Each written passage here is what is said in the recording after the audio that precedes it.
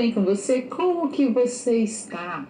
Preparado para mais uma aula de empreendedorismo digital? Hoje nós vamos trabalhar como empreender em novos ambientes de negócio.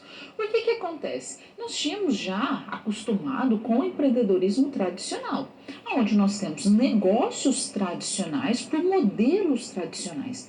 Com o advento da internet, com as novas tecnologias da comunicação e o aceleramento dessas tecnologias associadas também aos dispositivos, nós temos uma nova forma de empreender, que não é somente aquela forma antiga, tradicional, mas nós temos o que nós vamos chamar de empreendedorismo digital. Como empreender no mundo digital? Como empreender junto com o auxílio da internet? Quais ferramentas devemos usar? Quais ferramentas devemos entender para que a gente possa fomentar somente um negócio, mas ser um empreendedor digital? Vamos ver?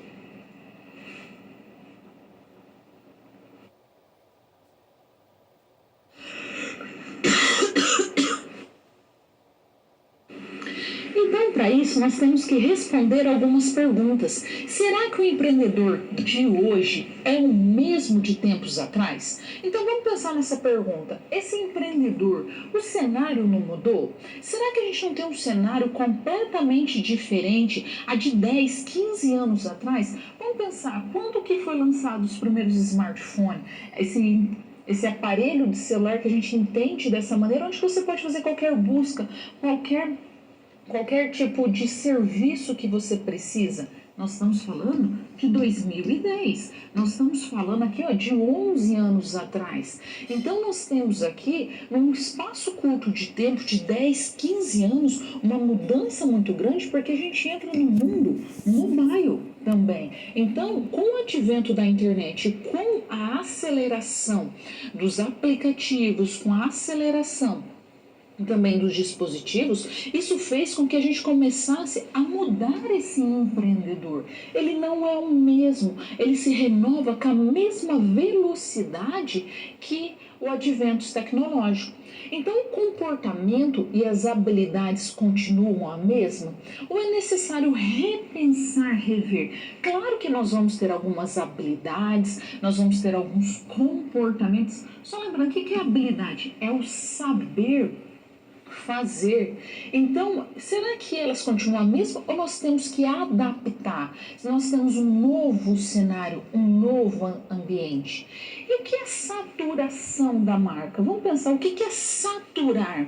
Não é encher, não é estar estafado. Então, o que vem a ser essa saturação da marca? Como que a gente pode se diferenciar dentro desse ambiente digital? E o que vem a ser a humanização da marca? Se eu estou falando de humanização, eu já estou falando de olhar a marca com um olhar humano. Ninguém deseja e ninguém gosta de ficar atendido o tempo todo por robô. É incômodo.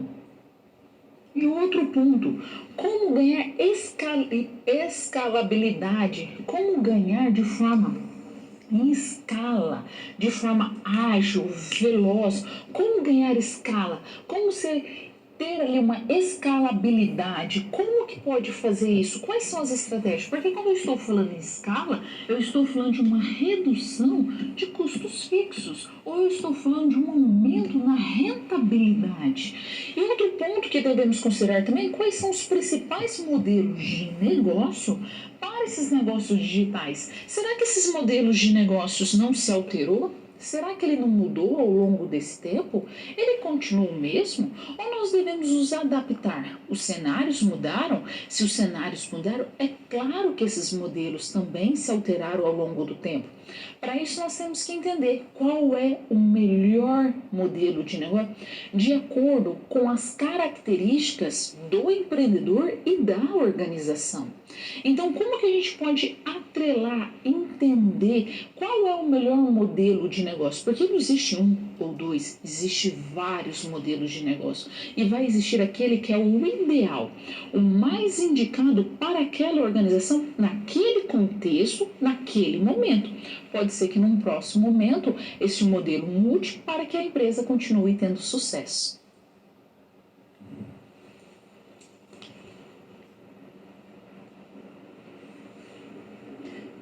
Quando nós pensamos em comportamento empreendedor, o que é a primeira coisa que você tem que entender? Quando começou a Primeira e Segunda Guerra Mundial, na Primeira Guerra Mundial a Europa estava toda devastada, daí o que eles pensaram? Vamos injetar dinheiro nas empresas, né? Então vamos emprestar dinheiro, porque estava todo mundo devastado. As empresas, elas precisam somente de capital para crescer. E aí nós vamos ter um grande crescimento da economia. Aí fizeram isso. O que perceberam? Que as empresas não cresceram. Vem Segunda Guerra Mundial. Aí eles começam a pensar, um fala assim, não, eu vou ter que entender por que algumas empresas tiveram sucesso com essa injeção de capital e outras empresas não tiveram sucesso. O que essa empresa tem diferente dessa? Por que essa teve sucesso ou essa se manteve ou até mesmo caiu? Eles começaram a estudar o comportamento do empreendedor. Por que o comportamento das pessoas, o meu comportamento, o seu comportamento, altera na sua forma de atuar? Porque eles perceberam que não era somente saber de gestão. É importante, é essencial, mas não era o único fator. Não era somente ter capital. Então nós tínhamos que ter um terceiro elemento nesse tripé. Era como se tivesse uma base ali e precisava entender quais eram os elementos dessa base. Aí começa a fazer o estudo do comportamento do empreendedor. Quais são os comportamentos, quais são as habilidades necessárias para ser um empreendedor de sucesso. Por que uma empresa tem sucesso, vamos considerar uma empresa de camiseta tem sucesso e outra empresa de camiseta com as mesmas características, o mesmo mercado não tem. E foi a partir desse estudo e dessas análises que começa a se partir para o estudo do comportamento do empreendedor. Vamos ver? Então, o comportamento do empreendedor parte da premissa aqui. Será que as pessoas são comuns? Será que dá para desenvolver competências? Competência não é conhecimento, habilidade e atitude? Então, como que pode aumentar as chances de empreender, mas com sucesso? Então, foi feito vários estudos e perceberam que sim, é possível sim você se tornar um empreendedor de sucesso a partir da análise desse comportamento. Então, pegaram vários empreendedores de sucesso e começaram a ver o que eles tinham em comum. E David McClelland, ele fala o seguinte: em 1987, ele desenvolveu uma metodologia onde ele apresenta as 10 principais características do comportamento empreendedor. E ele dividiu isso em 3 grandes grupos, porque ele queria saber o que esses empreendedores, esse conjunto de empreendedores tinham em comum, por que eles tinham sucesso. Então, ele dividiu em 3 grandes grupos, no conjunto realização. Nesse conjunto realização, ele vai definir aqui 5 características. No conjunto poder, ele coloca 2 características e no conjunto planejamento, mais 3 características. Somando todos eles, nós temos 10 características que vão descrever o comportamento, o perfil desse empreendedor de sucesso. Então, o empreendedor de sucesso, dentro do conjunto realização, ele é uma pessoa que busca oportunidade, ele busca essas oportunidades que o mercado apresenta. Ele é uma pessoa proativa, ele é uma pessoa que tem uma iniciativa, ele vê ali uma oportunidade, ele vai atrás, ele gosta dos problemas. O que as pessoas veem como problema e corre, ele olha um problema e vê a solução. Por isso que ele gosta de oportunidade. Ele gosta de correr risco calculado. Por que calculado? Ele analisa o risco, ele dimensiona o risco, ele define as consequências, a partir daí ele fala, esse risco eu vou correr. Eu sei que eu estou correndo um risco, mas eu estou fazendo a gestão também desse risco. Existe uma exigência com a qualidade e eficiência, uma busca constante de melhoria, uma busca constante de cada vez ser melhor, ser mais rápido, ser mais barato. Existe uma persistência, os obstáculos, desculpa, aqui eles são para ser superados. Existe um comprometimento, né? Ele quer cumprir as promessas, ele não importa com quanto que ele vai se sacrificar, mas ele vai cumprir as promessas que foram realizadas.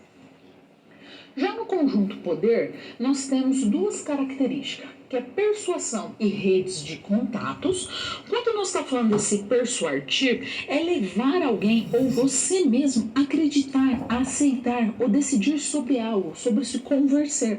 Então é sustentar essa rede, depende de outras partes envolvidas também para manter uma rede de contato, né? Para manter um network. Ele também é uma pessoa independente, ele não depende de ninguém, então ele tem uma confiança interna.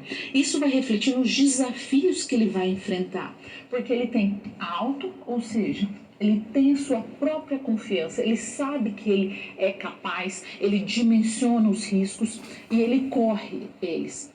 O conjunto planejamento já possui 3 características. Ele busca informações, porque quanto mais informações ele buscar, quanto mais informações ele tiver, mais possibilidade de análise ele vai ter para gerar conhecimento. Então, nessa busca de informações, ele não delega, não deixa para terceiro, ele vai atrás. Ele é orientado pelos objetivos, pelas metas, ou seja, ele está olhando sempre o futuro, ele está orientado o tempo todo para esse futuro. Ele realiza o planejamento, ou seja, planejar as ações que ele vai definir para atingir esse futuro, para atingir esses objetivos definidos. E ele vai criar também um monitoramento sistemático para que ele possa ter um controle, para que ele possa dimensionar ali todas as atividades. E um comportamento empreendedor que a gente precisa dar em destaque é o autoconhecimento e também a autoconfiança. Porque você, quando tem autoconhecimento, você sabe quais são os seus pontos fortes, o que você é bom, mas também você sabe no que você é fraco. E isso vai fazer com que você analise e fale, olha, eu tenho que melhorar nesse ponto, mas nesse aqui eu posso cada vez mais melhorar. Então a autoconfiança, ela parte da ideia de você sair da zona de conforto, você sair de um lugar que está confortável e buscar novos desafios, porque isso faz com que você se motive cada dia mais. E as dificuldades, os obstáculos, é entendido como passageiro. Ele simplesmente faz parte do processo. Nada é fixo, nada é permanente. Então ele vai olhar e falar assim, sim, estou com um problema. Sim, estou com dificuldade neste momento, mas não vai ser eterno.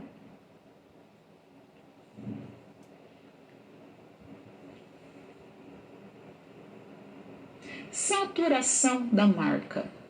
O que é uma saturação da marca? Vamos pensar primeiro do princípio que, se você vai procurar um determinado produto, com a era digital, nós temos diversas possibilidades. Então, vamos pensar que você definiu que você vai comprar um celular. Você sabe a marca, você sabe o modelo, você sabe tudo o que você quer.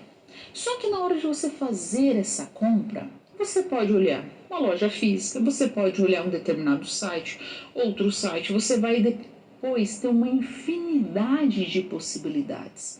E a partir dessa análise, você vai falar assim, o que essa loja me oferece de diferente dessa outra para que eu possa comprar? Ou mesmo no processo anterior, no processo antes de escolher esse celular, você vai pensar assim, qual o celular que eu quero?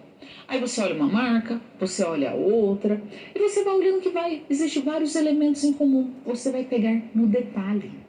É naquela pequena diferença que vai fazer você comprar de uma marca e não de outra. Faça qualquer pesquisa neste momento, você vai perceber que existe uma série de lojas, uma série de empresas tentando vender para você a todo momento. E isso faz com que você tenha o poder na palma da sua mão. O consumidor passa a ter esse poder. Por quê? Ele tem uma grande possibilidade. Existem diversos fornecedores falando para ele, compre o meu produto.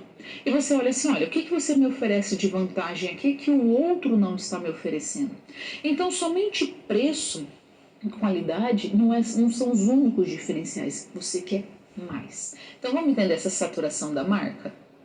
Então, quando a gente pensa nessa saturação, cada vez mais existe uma facilidade, né, de empreender e acessar esses consumidores. Você consegue interagir pelas redes sociais com esses consumidores. Os mercados cada vez mais saturados. Você tem que achar um nicho, o segmento desse nicho, você tem que achar um subnicho cada vez mais específico.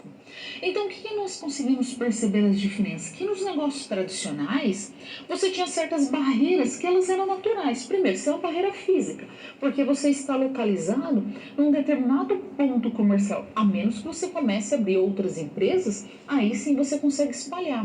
O investimento é maior já pelo ponto de localização, pelos imobiliários, pelo próprio estoque. Estoque é dinheiro parado. Então você acaba tendo um investimento muito maior de contratação de pessoal, contratação de segurança.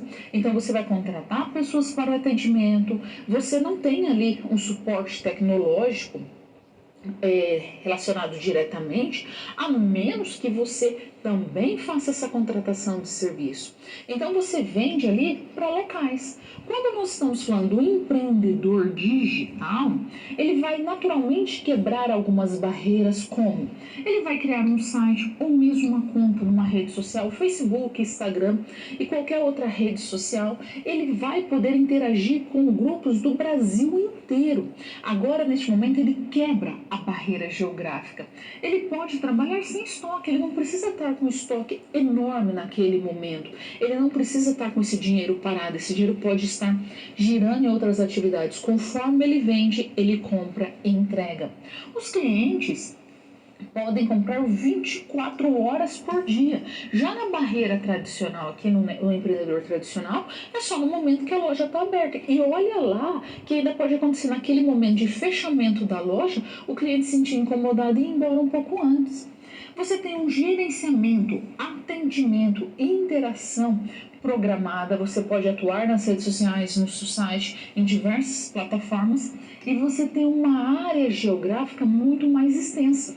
Você pode escolher, vou vender para o Brasil inteiro, não vou vender somente para uma região. Só que para que você possa empreender, você precisa superar a concorrência. Superar a concorrência é inovar, é fazer um diferencial, é criar vantagem. As empresas sempre apresentam o mais do mesmo. Não, você tem que dar soluções diferentes. Então, a palavra-chave aqui é inovação. E essa inovação não tem que ser hoje ou amanhã, ela tem que ser constante. E para isso as marcas precisam entender que precisa ter uma humanização. As pessoas não gostam de ser atendidas por robôs. Percebeu-se que ao longo do ano, as empresas que são 100% robotizadas perdem 1% da sua receita anual. Então, é importante criar uma humanização da marca para criar uma relação, uma interação com esse consumidor. Porque quando você cria uma relação com esse consumidor, esse cliente, esse público se sente especial, ele se sente único. E isso só vai acontecer com o processo de comunicação. Então, ele vai gerando uma cumplicidade. Esse consumidor, ele vai aceitar as falhas dessa empresa, porque ele fala assim, olha, errou, mas essa empresa é uma empresa que a gente consegue se comunicar. Então, ele aceita muito mais facilmente essas falhas, desde que essas falhas sejam corrigidas e elas sejam comunicadas corretamente. Então, comprou um produto, um serviço veio com problema, a empresa disponível fala, ok, eu vou consertar e pede desculpa. Então, o cliente, ele passa a ser a fonte de novas ideias, o cliente que vai fornecer todos os caminhos, todos os meios para a marca desenvolver. Porque se existe um problema, ele pergunta ao consumidor, como que eu posso solucionar? E vai através do caminho do consumidor, porque o objetivo é encantar o consumidor. E as redes sociais se tornam um canal que vai permitir essa humanização muito mais fácil. Um outro ponto que devemos considerar é a própria escalabilidade do mercado, ou seja, o mercado quer vender muito, ele quer produzir e vender em grande escala. Quando ele trabalha em grande escala, os custos fixos diminuem, porque se ele vender um produto ou 10 produtos, o custo fixo é o mesmo. Mas se você pegar um custo fixo, dividir, vamos colocar para 5 unidades, ou você vender para 100 unidades, você tem aqui em 100 unidades um custo fixo menor, porque você vai ter ali sempre a mesma margem. Então, por exemplo, uma montadora de carro, para que ela possa aumentar em 6 vezes a sua produção, ela precisa de um investimento muito maior do que, por exemplo, uma empresa que faz aplicativo. Se essa empresa quiser aumentar em 100 vezes o número de usuário, ela simplesmente tem que ter um alcance maior no seu marketing, nas suas ações. Então, as empresas digitais, ela consegue trabalhar em escala, né? Ela consegue escalar a demanda muito mais rápido e fácil. Por quê? Por exemplo, se ela fizer um curso online, ela vai gravar uma vez esse curso, vai disponibilizar, um grupo de pessoas vai comprar, da próxima vez um grupo maior, e assim vai fazendo a divulgação, até que chega um momento que ela pode fazer um boom de, por exemplo, 100 mil usuários para 1 milhão de usuários. Ela consegue numa escala muito mais rápida. Então, por isso que é importante entender que no mundo digital a escalabilidade é muito mais alta.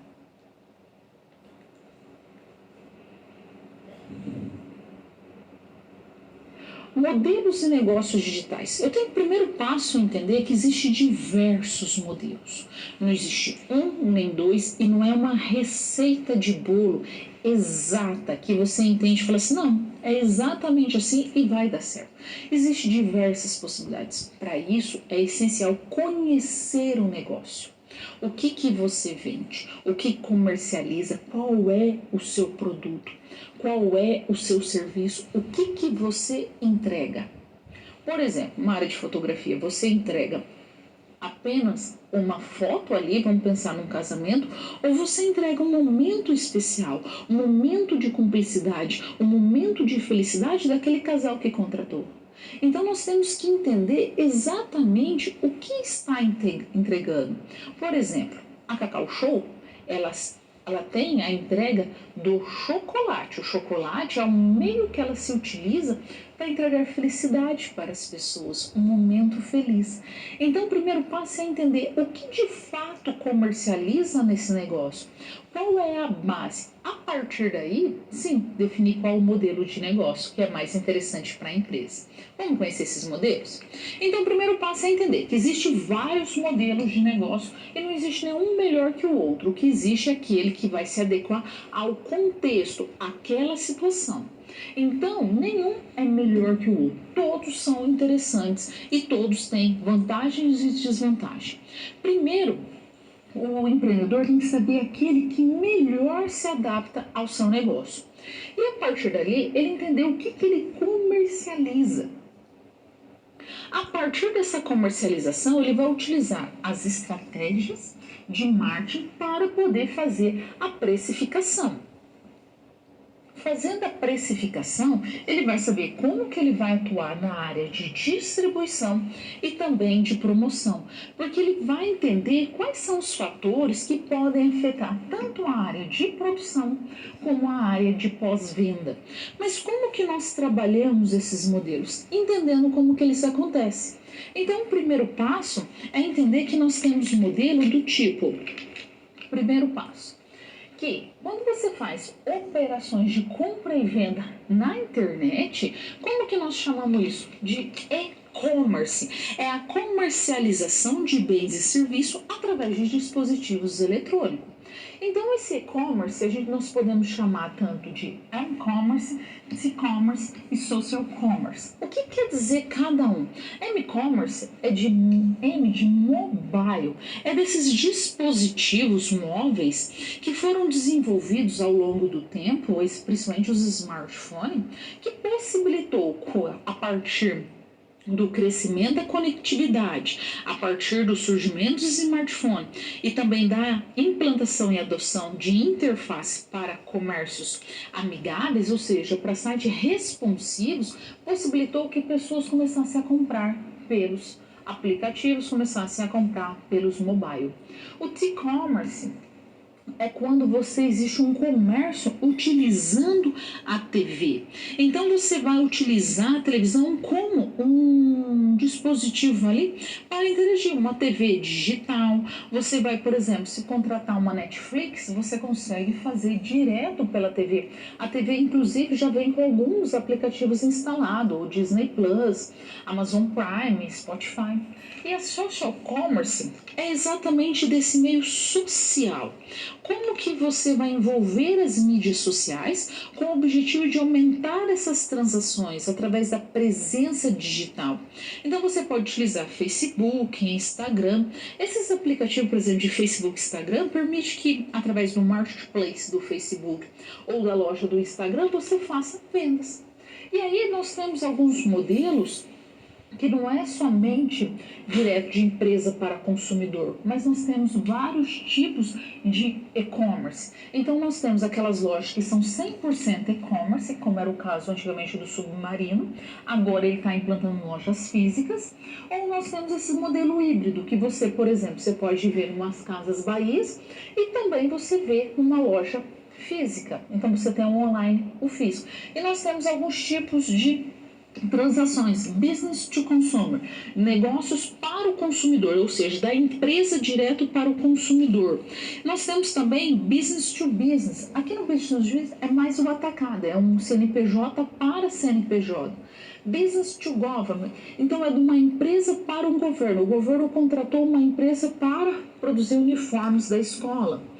Business to Institute, ou seja, daí uma empresa para uma instituição. Business to Employee, uma empresa para direto seu empregado. Essa empresa paga, por exemplo, uma escola de inglês mais barata para ele. Ou de consumer to consumer, de consumidor direto para consumidor. E nós temos alguns modelos que a gente pode chamar, por exemplo, de SaaS.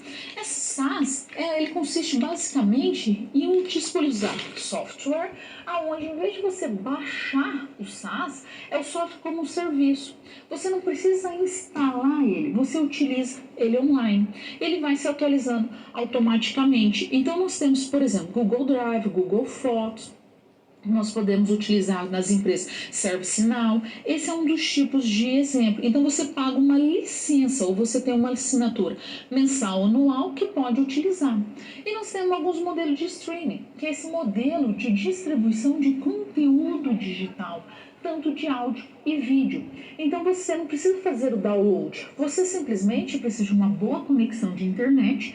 Existem algumas plataformas, inclusive, que você nem precisa agora ter uma boa conexão, por exemplo, a própria Netflix, você consegue baixar e utilizar offline. Essas plataformas permitem que através de uma mensalidade você pague uma taxa e você pode utilizar diversos serviços. Alguns oferecem a versão gratuita e outros têm a paga. Por exemplo, Spotify oferece isso. Se nós vamos pensar na Netflix, Amazon Prime, Disney Plus, quando começou a lançar essas plataformas de streaming, fez o quê? Que a pirataria caísse. Porque existia muita pirataria, as pessoas queriam assistir, mas o preço era muito alto. Eles pensaram, vamos disponibilizar para todo mundo, paga-se uma taxa e as pessoas conseguem acessar. E aí a gente consegue diminuir também essa pirataria.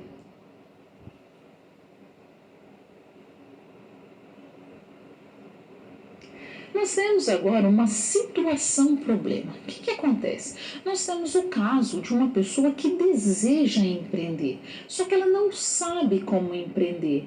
Então, montar uma empresa significa ser empreendedor ou existem características próprias que vai levar a empreender? Então, vamos ajudar o João. Então nós temos aqui o caso do João, é uma pessoa de 30 anos, o João é formado em engenharia da computação e desde que ele fez a faculdade ele fica pensando, nossa, como eu desejo empreender, como eu desejo entrar nesse processo, entender quais são as etapas, porém ele nunca realmente realmente empreendeu. Ele sempre ficou com muito medo. Aí ele falou assim, olha, eu quero montar também algo para mim. Então ele começou a conversar com um amigo dele, que é dono de uma loja de equipamentos de escritório. Ele olhou assim, olha, meu amigo tem sucesso, está há bastante tempo no mercado, ele vai conseguir me ajudar. Então nessa conversa, nesse momento, o João falou todos os seus anseios, todos os seus desejos de ter o seu negócio próprio, mas ele também falou das suas inseguranças. E ele queria entender do seu amigo como que ele poderia também desenvolver algumas características. E esse amigo ele falou, olha, também quais são suas habilidades do empreendedor. Ele sabia que o João sabia que precisava de algumas habilidades, mas ele ia se aprofundar mais nesse ambiente.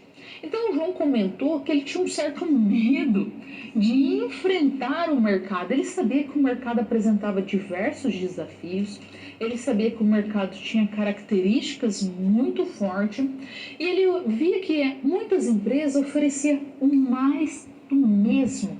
Não tinha diferencial, não entregava valor, não tinha muita inovação. Você via uma plataforma, olhava a outra, você via que tudo era muito parecido. E ele começou a acreditar que a internet, por ser uma tecnologia mais recente, né, uma tecnologia que está ampliando cada vez mais esse mercado para empreender, poderia ter mais sucesso no seu negócio. Então ele está pensando já num negócio virtual.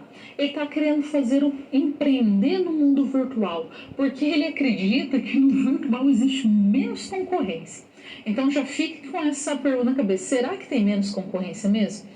Então, ao ouvir as indagações, né, do João, quais orientações você daria a ele? Então você começa a pensar, como que eu posso ajudar o João?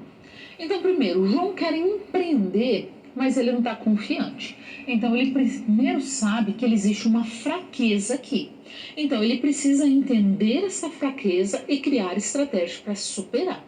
Seria interessante também apresentar para eles características dos empreendedores de sucesso.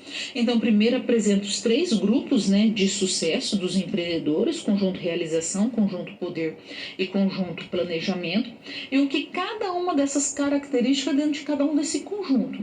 E como que essas características podem ser desenvolvidas, como que elas podem ser aprendidas, como que você pode gerar competência nessas características. Então é importante saber também da importância do autoconhecimento e da autoconfiança. Saber que vai ter momentos altos e baixos, vai ter momentos bons e ruins, porém, se ele faz o que ele gosta, ele está numa área que é interessante para ele, ele precisa confiar mais no seu potencial e não desistir na primeira dificuldade. É entender que a dificuldade existe, entender que a dificuldade vai estar presente, mas existe possibilidade de superar ela. Então, sobre essa necessidade de ofertas inovadoras, o João tem razão, sim. Precisa inovar nesse mercado. O mercado muitas vezes é muito mais do mesmo. Não existe muito diferencial. Você vê que várias empresas são até muito parecidas mesmo nas plataformas. Então, para que esse empreendedor, para que ele empreenda e tenha sucesso, ele tem que estar ciente primeiro dessas necessidades que o consumidor tem, das necessidades de oferecer produtos e serviços únicos, exclusivos, customizados, diferenciados para o cliente, e é preciso inovar constantemente para que ele possa garantir uma vantagem competitiva a longo prazo. Por quê? A curto prazo você lança uma novidade e, se for de facilmente copiável, no próximo 2, 3, 5, 6 meses já está todo mundo copiando. Então você tem que pensar numa vantagem competitiva de longo prazo, de difícil de ser copiada. E outro ponto é sobre essa questão da concorrência na internet. Então, existe muito mais concorrência nesse ambiente virtual. Então, o cliente pode migrar de uma loja para outra com um simples clique. Mas o ponto positivo é que o empreendedor digital, ele começa a iniciar ali as suas atividades com muito menos recursos do que o empreendedor tradicional. Então, sim, existem várias possibilidades para o João. Então, se a gente falar, o primeiro passo seria Autoconhecimento. Quais são os seus pontos fortes? Quais são os seus pontos fracos? Como que você pode neutralizar esses pontos fracos? O que você vai fazer para melhorar? Porque as pessoas muitas vezes abrem um negócio, começam a atividade ali e vai investindo dinheiro achando que é só uma questão de capital. Você não é capaz de jogar R$ 1, 1 centavo, 10 centavos no lixo. Mas as pessoas abrem empresa e essa empresa não está preparada 100%. Então, entender essas características do empreendedor, o João entender que qual é o seu ponto forte e ponto fraco, já é um grande passo para o sucesso. Segunda etapa, definir qual que vai ser o seu negócio. Já sabemos que ele vai empreender no mundo digital. Ok, então quais serão os concorrentes? Como que ele vai diferenciar? Quais serão as suas inovações? Quais serão as etapas que ele vai criar para ter presença digital também? E quando nós pensamos nesse empreendedor, nesse comportamento, temos que entender que o comportamento do empreendedor é que vai acabar gerando toda essa organização. Então, por que não trazer alguns comportamentos para a vida pessoal também? Autoconhecimento, autorrealização, autoconfiança é essencial para se desenvolver e ter sucesso em qualquer área, seja empreendendo, criando uma empresa ou mesmo intraempreendendo. Então é essencial entender quais são esses fatores que podem levar ao sucesso de uma organização. E é isso que nós fizemos com o João.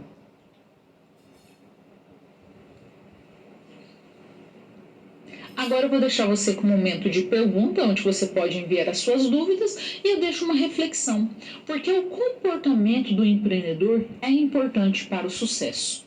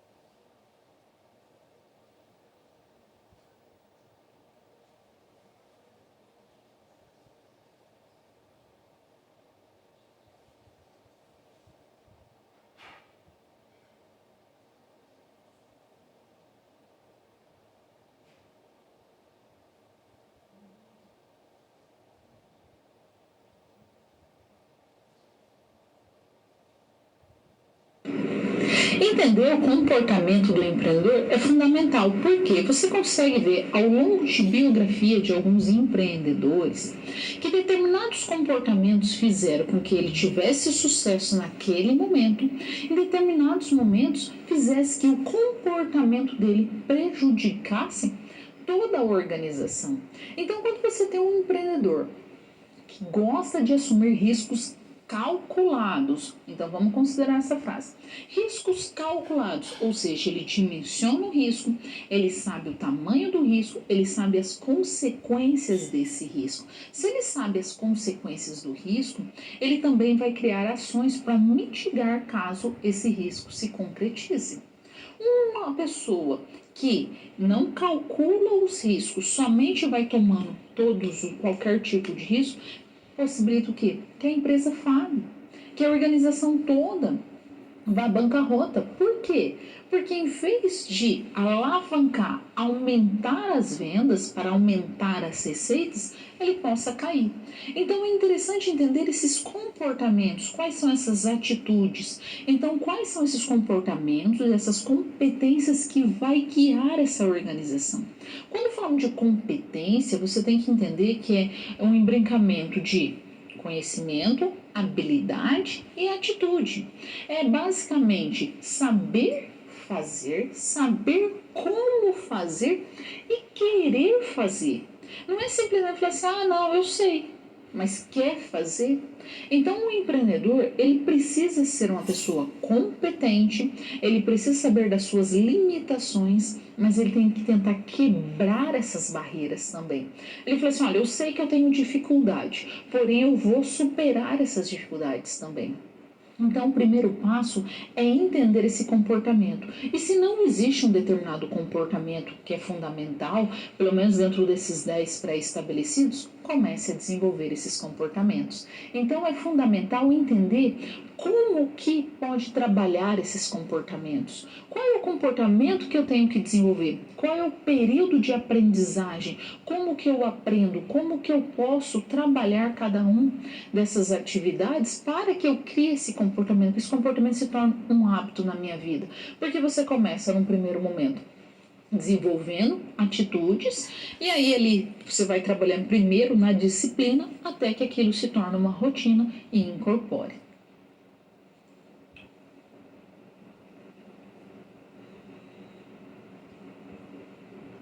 Quando você pensa em modelos de negócio, existe uma série de possibilidades. No mundo virtual ainda, o leque se abre mais ainda. Porque existem diversas formas de você empreender no mundo virtual, no mundo digital. Tem pessoas que começaram as suas empresas com o primeiro site, com uma primeira venda ali, ou algumas começaram com uma plataforma muito simples. Você tem um alcance muito grande. Então, para que você tenha esse alcance muito grande, é preciso que você entenda do seu negócio e o que você vende. Então, para que você possa utilizar o modelo mais adequado. Vamos entender esses modelos? Quais são as características de cada um deles? Então, por exemplo, se eu quero trabalhar num tipo de plataforma, eu posso oferecer, por exemplo, um modelo que vai ser chamado de freemium. Porque eu vou oferecer ele gratuitamente ao usuário, esse cliente, essa pessoa que vai utilizar. Eu não vou cobrar nada dele ali naquele momento, que eu estou oferecendo gratuitamente. Mas, se ele quiser dar um upgrade, melhorar, ou seja, pular de escala aqui de um serviço básico para um serviço mais detalhado, eu posso cobrar uma taxa. Então, pode ser uma taxa única, ou eu posso colocar assim, olha, na primeira etapa aqui vai ser um valor X, aqui 2x, e assim sucessivamente. Então, eu posso trabalhar também com essas versões gratuitas. Então, eu vou utilizar a ferramenta de marketing para atrair o cliente. Olha, eu deixo ele utilizar, ele vai se utilizar de alguns recursos, e aí, se ele quiser recursos adicionais, se ele quiser algo a mais, ele vai ter que pagar. Por exemplo, o Spotify mesmo. O Spotify é uma plataforma de música que você pode ouvir as músicas ali na versão gratuita e na versão paga. O Mobius mesmo, por exemplo, é um aplicativo para controle financeiro onde você vai poder utilizar a versão gratuita. Então vamos considerar, por exemplo, o YouTube. O YouTube você tem a versão paga e a versão gratuita. Qual é a diferença dos dois? Segue a mesma linha do Spotify. Se você está ouvindo uma música ou se você está ouvindo uma palestra, o que você está assistindo ali? Ou ouvindo, você vai ter propagandas, você vai ter anúncios, você vai ter sempre uma interrupção. Você tem a possibilidade de pagar. Se você pagar, eles colocam assim, olha, sem interrupção, sem anúncios, sem nada. Ou, por exemplo, você baixa um aplicativo. Você está ali utilizando, de repente aparece a tela de anúncio. E às vezes você tem que assistir 30 segundos, 4 segundos. Você tem um tempo pré-estabelecido, por quê? Se a empresa está oferecendo gratuitamente esses recursos, quem está pagando a receita? Quem está pagando os funcionários, quem está pagando água, luz, telefone, toda a demanda, todos os custos fixos, todos os custos variáveis da empresa e também qual é a margem de contribuição que está oferecendo. Então, o primeiro passo é entender. Não existe almoço gratuito, alguém está pagando. Então, quando eles vão precificar, é interessante que eles façam uma análise. Por quê? Sabe-se que 10% dessas plataformas que oferecem esses recursos gratuitos, somente 10% dos usuários realmente compram. Então, esses 10% tem que ser o suficiente para manter todos os custos da empresa, todas as despesas. Então, ele vai ter que calcular muito bem o preço e também vai oferecer ali uma possibilidade de propaganda também para poder fomentar e aumentar a receita. Então você sim tem a opção do gratuito, porém você pode se utilizar também desses recursos. Então é uma possibilidade. Quem nunca estava assistindo alguma coisa no YouTube, por exemplo, aí você está empolgado, de repente corta, entra uma propaganda, aí você vai pular, em seguida você vai para outra, daí você pula até que você consegue assistir o que você deseja.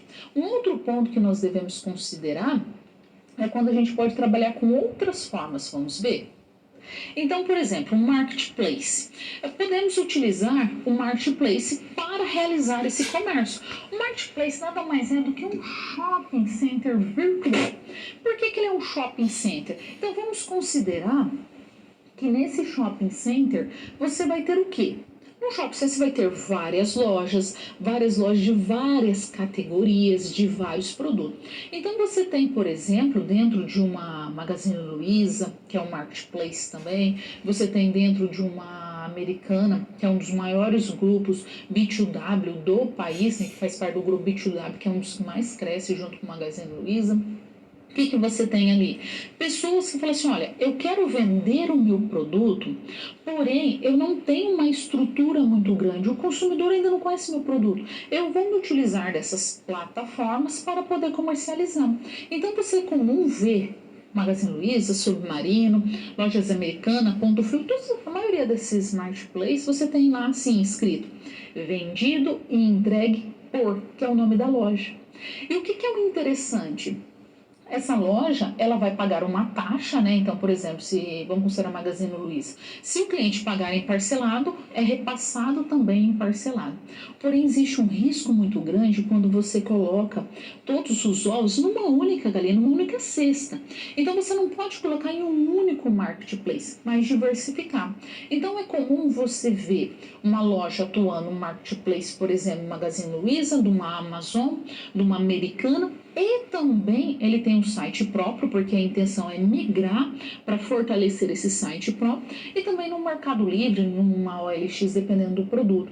Então, o marketplace nada mais é do que um grande shopping center, onde oferece vários produtos e serviços de vários fornecedores. É como se fosse uma grande loja mesmo. Então, vamos ver mais algumas características? Então, é sempre cobrado, né, sobre a receita uma porcentagem. Então, se um produto é vendido num valor X, é retirado a porcentagem desse valor. E algumas empresas podem pagar também, né, em parcelado. E nós temos que nós vamos chamar de infoprodutos. O que vem a ser infoprodutos? É qualquer tipo de conteúdo em formato digital que pode ser distribuído gratuitamente ou não, né? Ou pode ser pago na internet, por exemplo. Podcast, videocasts. Então, são conteúdos digitais que podem ser comercializados e ele também pode ser escalonável. Então, quais são esses tipos? Pode ser, por exemplo, cursos online, e-books, palestras, livros, vídeos, sites, aplicativos. Então, eles podem ser usados para gerar conteúdo e o objetivo desse conteúdo é gerar engajamento e também para que as pessoas comprem esse produto. Por exemplo, vamos considerar um curso online. O que a pessoa oferece? Ela oferece uma pequena amostra gratuita, faz uma palestra, ela faz ali uma live, explica como que ele é o produto, mas qual é a intenção? Vender o curso. Então, o que ela pode? Ela pode, numa live, atingir ali 5, 10 pessoas, ou num curto espaço de tempo, se ela fizer uma boas estratégias de marketing, em pouquíssimo espaço de tempo, ela estiver trabalhando com marketing digital, ela atingir 10, 15, 20, 1 milhão de pessoas. Então, vamos considerar que ela pode fazer, num primeiro momento, uma venda para 5, 10 pessoas, daqui a um mês, dependendo das estratégias que ela utilizou, ela já está fazendo ali venda para 15, 20 mil pessoas. E o curso já está gravado, os custos já aconteceram, então ela só vai fazer o quê? Reduzir cada vez mais os custos fixos e aumentar a rentabilidade.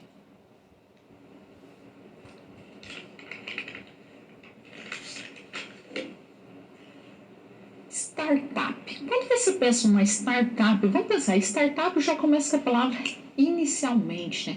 Então, startups são empresas que estão iniciando as suas atividades, mas que têm um objetivo de ser escalonável. Por quê? Ela quer crescer muito rápido em escala. Então, grandes empresas começaram pequenininhas ali na garagem, por exemplo, Microsoft, Apple, começaram na garagem da casa, mas o objetivo era que crescesse. O objetivo é que ela se tornasse uma grande empresa. Ela não era pelo mercado tradicional. No mercado tradicional, o que você faz? Você cria uma empresa, começa atendendo o público ali daquela região, e conforme vai passando o tempo, cada um vai falando para o outro, tem um buzzmart, e você vai aumentando. Então, tem empresa que às vezes leva 50, 60 anos para estar numa escala maior, para ela estar numa grande potência. As startups não, elas começam pequenininha, porém é giro rápido. Ela quer trabalhar em escala muito rápido. Se ela vai trabalhar em escala muito rápido, os processos têm que ser diferentes. Se o processo tem que ser diferente, ela tem que analisar também diferente. Então, todas as bases de uma startup acabam sendo diferente de uma empresa tradicional. Vamos ver essas diferenças? Então, são empresas, startups criadas com a intenção de desenvolver um modelo de negócio que possa ser criado em escala. Então, ele vai permitir que a empresa cresça muito rápido. E aí nós temos uma definição, que é uma instituição humana desenhada para criar novos produtos ou serviços sob condições de extrema incerteza. Já a definição do Estatuto da Associação Brasileira de Startup, ele diz o seguinte, que startups são empresas nascentes de base tecnológica e inovação que trabalham em condições de extrema incerteza. Então, a startup bem-sucedida, elas acabam rompendo com os padrões das empresas tradicionais, porque o foco tem que estar no produto e no cliente. Então, uma das principais características das startups é o uso intensivo da tecnologia. Ela tem a tecnologia como base, elas são criadas desde o início com o objetivo de atingir uma escala e crescer, então por isso que é rever o processo várias vezes para entregar um produto de qualidade já no início. E eles atuam em ambiente de incertezas. A partir dessa visão, o que Steve Blank falou? Ele começou a analisar e falou assim, olha, preciso desenvolver um modelo de desenvolvimento por cliente, porque até então as startups elas falham mais por falta de cliente e não por falta de desenvolvimento de produto. Então ele começou a analisar e pensar, por que não criar um modelo para desenvolvimento de cliente? E aí ele criou o que nós vamos chamar de modelo de desenvolvimento de cliente, onde nós temos a primeira, é dividida em 2 grandes grupos. O primeiro grupo é sobre busca, onde você está numa fase de aprendizagem e descoberta. Então, o foco aqui é na aprendizagem, nos ajustes. E na segunda fase, nós estamos trabalhando mais com os crescimentos e a otimização, ou seja, trabalhando de fato em escala. E o objetivo aqui é pivotar. O que vem a ser esse pivotar, né? É mudar a direção do negócio, mantendo sempre a mesma base que já existia. Então, pivotar vem de girar. Então, a primeira fase é descobrir esses clientes. transformar essas hipóteses em fatos naquele momento. Então, será que os clientes querem esse produto? É ouvir esse cliente, não é tentar vender a ideia, mas ouvir o que o cliente deseja, o que o cliente quer, é identificar, é procurar quais são os clientes para o seu produto, o que ele deseja, descobrir todos os problemas e solucionar esses problemas, até que consegue desenvolver o produto mínimo viável. A partir dessa primeira fase, aí sim parte para a segunda etapa, que é a validação dos clientes. A validação dos clientes é aquela fase de identificar um modelo escalável e repetitivo. Então, os clientes efetivamente pagam pelo seu produto, então vai começar a fazer alguns questionamentos. Nessa fase, acaba fazendo o quê? Uma preparação sobre os canais de que vai ser distribuído esse produto, os canais de venda, o marketing vai trabalhar, o script de venda, precificação, as primeiras vendas vão acontecer para os clientes, escolha do segmento. A partir desse momento aqui, aí nós temos aqui uma ruptura, porque até aqui nós estamos trabalhando a busca por um negócio. Então, encontrou-se esse negócio, nós vamos partir agora pelo crescimento e a execução desse negócio. Então, nós temos aqui uma geração de demanda. O objetivo aqui é maximizar o lucro. O propósito é criar uma demanda para esse usuário. Canais de vendas, tudo baseado na venda inicial, nesse momento que aconteceu anteriormente, até chegar na fase da estruturação do negócio. Então, nessa fase da estruturação, é contratar pessoas, é criar vice-presidentes, categorias, então é fazer departamentalização. Então, o processo de criação de uma startup, ela parte primeiro da descoberta do cliente, que o objetivo aqui é descobrir e validar se esse modelo de negócio atende às necessidades desse mercado. Segundo passo, validar pelos clientes, então é buscar construir e identificar essas características do produto que vai atender às reais necessidades do cliente. A terceira fase é a geração de demanda, testar as metodologias, captar clientes, entender como está acontecendo. E a última fase é a estruturação do negócio, identificar quais os recursos, como que pode escalonar esse serviço, como que vai ser trabalhado cada uma dessas etapas. Então, basicamente, esse modelo de desenvolvimento de cliente está focado agora no cliente, não olhando mais somente o produto. Por isso que consegue desenvolver escala e crescer muito rápido.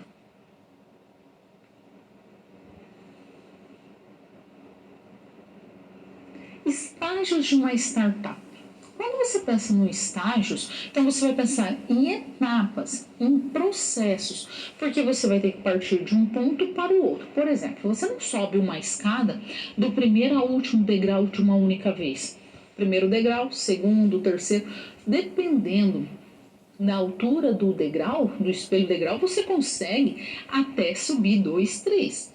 Mas o interessante é que suba cada um de uma vez, para que você tenha segurança. Os estágios das startups é a mesma coisa, é entender o que cada etapa faz para partir para o próximo processo. Então, se a gente for considerar esses estágios, do primeiro ao quarto estágio, você pode ter uma variação de 20 a 27 meses. Então, vamos entender cada uma dessas etapas? Então, a primeira etapa é o que nós vamos chamar de descoberta. O propósito, o objetivo nessa etapa é validar se de fato está resolvendo um problema. O problema existe e se alguém está interessado nessa solução do problema. Por exemplo, a Uber. A Uber começou com uma startup onde as pessoas tinham problemas ali de que era muito caro um táxi e as pessoas às vezes estavam indo para o mesmo lugar, para a mesma região. Então, um problema existia e eles de fato estavam procurando uma solução. Então, o que é a ação? Qual que é o evento? Criar uma equipe empreendedora que ela vai entrevistar os consumidores, vai descobrir as soluções para esse problema, ela vai identificar o que ele deseja, descobrir uma proposta de valor, realizar financiamentos. Aqui, quando está falando de financiamentos, geralmente nessa fase são financiamentos pessoais, financiamentos familiares, ou mesmo você pode ter algum investidor anjo neste momento para iniciar essas atividades, né? Então você tem um encontro primeiro com os mentores e nessa fase é muito comum nas startups ter conselheiros. Por quê? Os conselheiros geralmente, nem sempre, mas são pessoas mais experientes que vai auxiliar em todas as etapas dessa busca, dessa solução desse problema. Nessa fase de descoberta, geralmente ela dura entre 5 a 7 meses. Passada a fase da descoberta, aí inicia o que nós vamos chamar de fase da validação. Então, neste momento, o objetivo aqui, o propósito, é validar se existe de fato pessoas interessadas nesse produto e se alguma pessoa está disposta a comprar, ou seja, a pagar ou mesmo a dar atenção. Por exemplo, nesse momento eu não posso comprar, mas eu fiquei muito interessado, sim. Se futuramente tiver condições, vou comprar. Então, a ação que vai ser realizado o evento neste momento é o refinamento das características principais. Então, ele vai trabalhar o crescimento dos usuários iniciais, a implementação de métricas, ou seja, de indicadores para medir essas ações, ferramentas que podem ser a fazer as análises, né, para poder gerar gráfico, para fazer as medições, para realizar as primeiras contratações principais, as contratações-chave, vai acontecer os primeiros clientes pagando e também vai ter o que nós vamos chamar de Product Market Fit. Por que é interessante a gente entender o que significa esse Product Market Fit? Ou seja, eu vou ter nesse momento o produto mínimo viável. Então eu vou saber exatamente qual é esse produto mínimo viável, que vai durar de 3 a 5 meses esse período. E por fim, aqui ó, no meio do processo, nós vamos encontrar a fase da eficiência. O objetivo aqui é refinar, ou seja, fazer o que precisa ser feito, melhorar a eficiência, buscar qualidade. Então, é cada vez mais refinar todos os processos e também no modelo de aquisição, ou seja, obtenção de consumidores.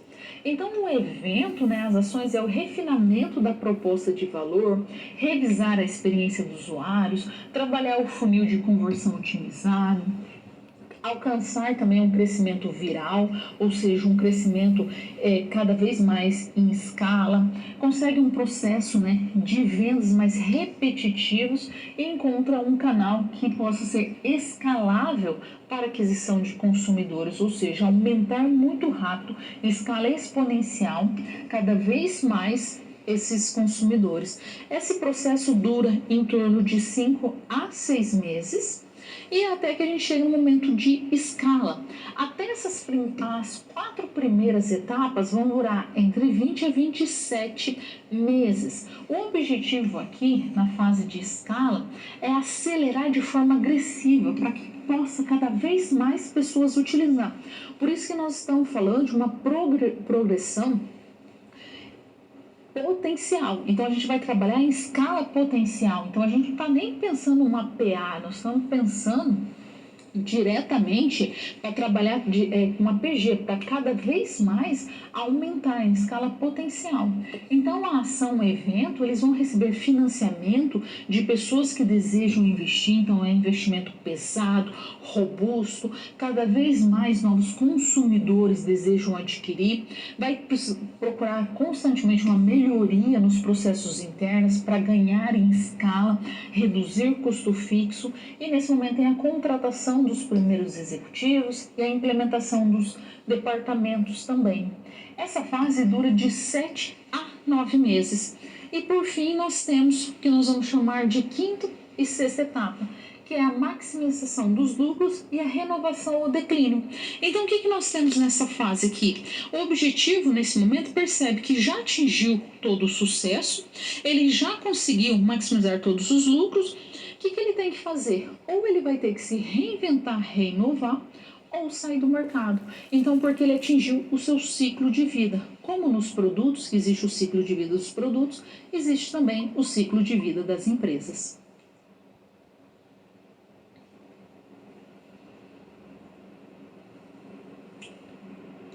Nesse momento, nós temos um novo desafio. Esse desafio nós vamos auxiliar de que forma que ele pode empreender e qual é a ação mais acertada para ele. Vamos ver? Então, o Sérgio, ele é gerente de uma empresa de produtos para ambientes digitais. O Sérgio, ele tem a sua equipe de desenvolvimento, eles estão trabalhando um novo produto, eles estão buscando constantemente uma solução digital para um problema que é apresentado. Então, essa solução é para auxiliar os projetos, inclusive tem um treinamento para que o usuário possa saber utilizar, como que ele vai mexer mesmo, né? Como que ele pode aprender a utilizar o software, a metodologia que a empresa desenvolveu. Só que o senhor está com uma dúvida. A dúvida ele é: qual o melhor modelo de negócio para comercializar esse novo produto digital? Então, o que ele tem? Ele tem uma solução digital para pessoas, para as empresas que trabalham na gestão de projetos. Ele também está oferecendo um serviço aqui que é o treinamento para os usuários, para que esses usuários possam utilizar essa ferramenta, só que ele está agora neste momento pensando assim, qual é a melhor alternativa? A melhor alternativa pode ser, por exemplo, o SaaS. Ele pode utilizar o serviço de software, então ele pode vender o serviço e o cliente ele não precisa comprar todo o programa e instalar no seu equipamento. Ele pode pagar ali, por exemplo, uma assinatura ou uma taxa por mês. Aí a empresa pode definir se vai ser receita mensal ou se ele vai utilizar anual, e vai possibilitar que ao mesmo tempo ele vá cada vez mais ficar próximo desse cliente, perceber quais são os próximos problemas que pode surgir para esse cliente para solucionar e lançar novos serviços. E também ele possibilita o crescimento da infraestrutura junto com o crescimento das vendas. Então, nesse momento, é interessante perceber que a receita inicial, porque está começando uma atividade, ela é abaixo de zero, porque está negativo, foi realizado investimento. Aí ela começa na fase da introdução, desenvolvimento, até que chega na fase do declínio. Então, no primeiro momento, nós temos uma receita muito menor comparada com a opção de vendas. Porém, a longo prazo, porque o objetivo é criar vantagem a longo prazo, o software, a partir do SaaS e atualização constante, apresenta mais vantagens. Ele também tem a possibilidade de oferecer a versão freemium. Então, as pessoas vão conhecer o software, vão conhecer a metodologia, e isso vai gerar potenciais leads, ou seja, pessoas que podem se tornar assinantes, porque eles conhecem agora o produto, eles utilizaram a versão gratuita e aí eles vão comprar a versão paga, porque você tem que entregar o que também espera. Se eles olharem assim, olha, se a versão gratuita já tem isso, imagina a paga. Então, pode também acontecer o quê? Apresentar um alto custo de manutenção, caso a demanda pela versão gratuita seja muito grande. Então, é interessante pensar, olha, quanto que eu vou disponibilizar aqui da versão gratuita? Quais são os recursos? Porque o objetivo é levar para a versão paga, não é para as pessoas ficarem somente na gratuita. Então, tem que pensar qual que vai ser as formas de pagamentos, quem vai ser usuários pagantes, ou mesmo vender publicidade nos produtos. Por exemplo, tem a possibilidade ali de ter no meio da versão gratuita, aparecer ali uma tela de propaganda, uma tela de publicidade, porque vai fazer assim, olha, caramba, eu estava trabalhando aqui, fazendo todas as minhas atividades e de repente veio uma publicidade. Eu vou migrar para a versão paga porque não é tão caro. Então, às vezes é interessante colocar uma precificação mais baixa. Por que você faz? Quando você coloca uma precificação mais baixa, você aumenta a possibilidade de várias pessoas consumirem. Então ela fala assim, olha, por tanto X reais, eu prefiro ter a versão paga do que ter essas publicidades no meio, interrompendo o meu trabalho. Ou tem que pensar também, que somente o 10% das pessoas tende a migrar para a versão paga. Então, esses 10% dessas pessoas que migrarem para a versão paga vai ser o suficiente para honrar com todos os compromissos e obrigações da empresa? Se sim, ok. Se não, o que precisa ser feito?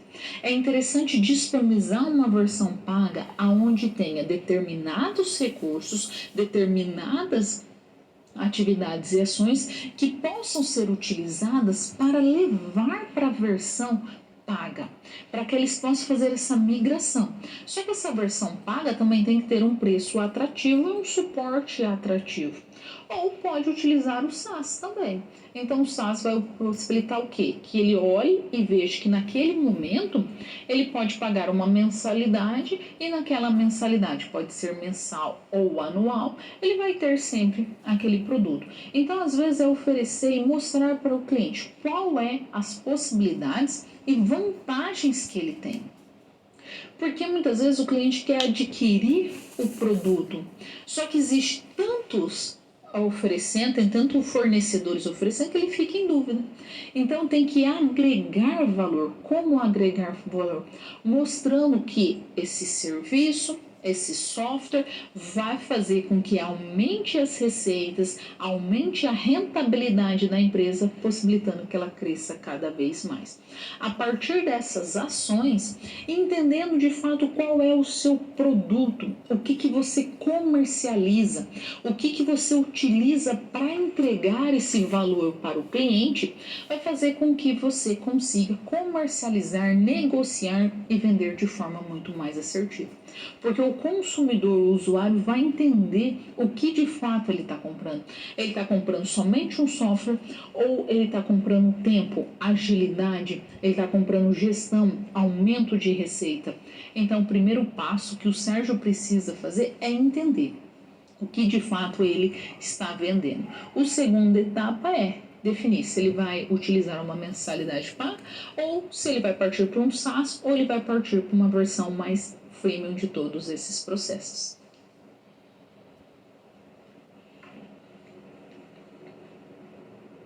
Agora eu vou deixar um momento para que você possa enviar as suas dúvidas e aí eu questiono, né? Quais são as startups que mais estão crescendo nos últimos anos? Quais startup você percebe que cresceu muito nos últimos tempos?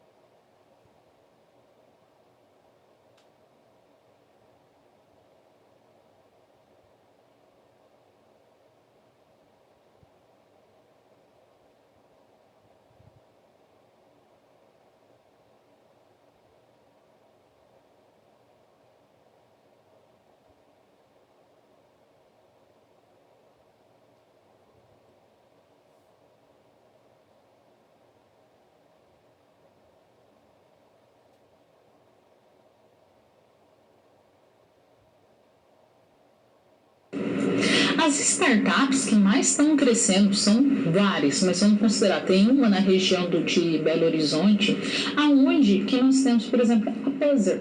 A Buzzer é uma plataforma, né, uma startup, onde você acessa um aplicativo, e onde que você vai ali colocar aonde que você deseja ir, e eles fazem a locação do ônibus. Por exemplo, se você quer ir de São Paulo, vamos considerar de São Paulo para Belo Horizonte.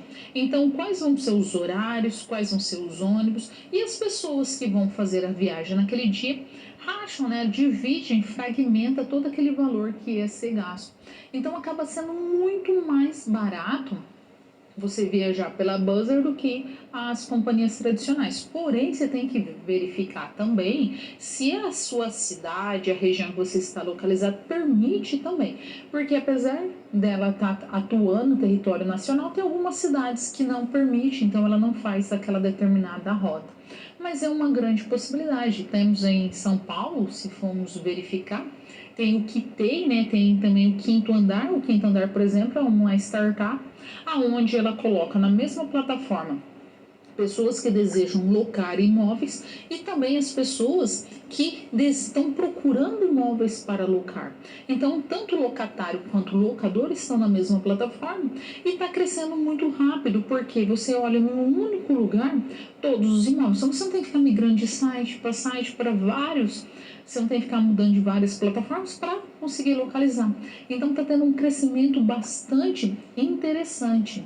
Mas se a gente for ver as últimas, né, tivemos um crescimento muito rápido e grande de Uber, 99, iFood. Então, a gente teve um crescimento bastante considerado dessas startups, porque elas entenderam esse modelo de negócio, entenderam qual era o problema do consumidor e partiram para uma solução real. E eles fizeram cada uma das etapas, cada um dos estágios da startup, para que ela pudesse entender o consumidor, para que ela pudesse entender o seu cliente e aumentar as vendas. Esse foi o objetivo o tempo inteiro nas startups, é crescimento rápido e escalonável para que as empresas possam crescer muito rápido, para que elas possam solucionar um problema que está sendo apresentado no mercado.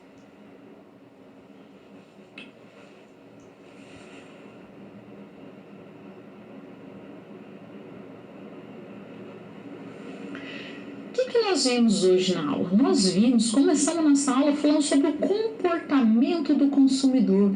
O que é esse comportamento? Quais são as ações, as características que os empreendedores de sucesso têm?